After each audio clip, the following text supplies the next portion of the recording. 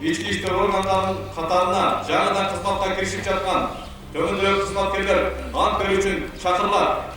Азыр эле көз алдыбызда салтанаттуу ант берген катардагы биздин кызматкерлер, антыңыздарга бекем болгула куттуктаймын.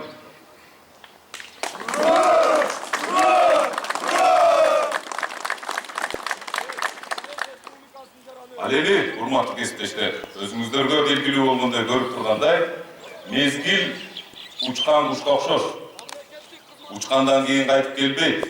Ага мына катарда турган кызматкерлерибиз жаңыдан ички иштер органдарынын катарына кирип, эми кызматтык жашоосун баштап отурат. Ошол эле кезде жогоруда турган биздин эки полковнигибиз бирөөсү 35 жыл эмгектениптир, экинчиси 40 жыл эмгектениптир. Мен үчүн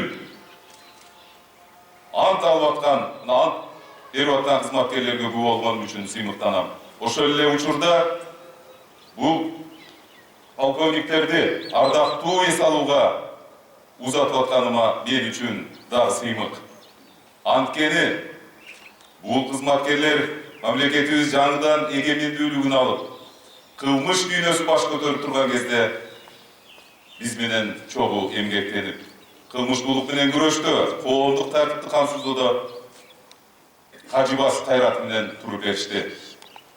Бирөөсү Норузбаев канча деген кылмыш топтору менен күрөшүп, кылмыш дүйнөсү менен күрөшүп, уюшкан кылмыштуулук менен күрөшүп, мына 51-52-ге чыгып ардактуу эс алууга чыгып келе жатат. Ал эми Ашболотов Абибулла Эшболотович менен биз бир жагынан курсташпыз. Экинчи жагынан бул кишини экономикалык кылмыштар менен союз кезинен иштеп, адилеттүү, чындыкты, жаштарга таалим тарбия, насаат, үлгү катары болгон биздин сүйүктүү агабыз болот. Сабакты дагы айтып кетишим керек. Аябай эмгектенип, бешке окуган. Жаш кызматкерлерге айтканымдын себеби мына урматтуу кесиптештер. Мекенди сүйүү, ыймандан дейт. Мекен дүрөө бизде. Алыкпас, чындыкты издеп, адилеттүүлүктү издеп эмгек кылсак, мынтип адырман ардегерибиз болуп узатабыз.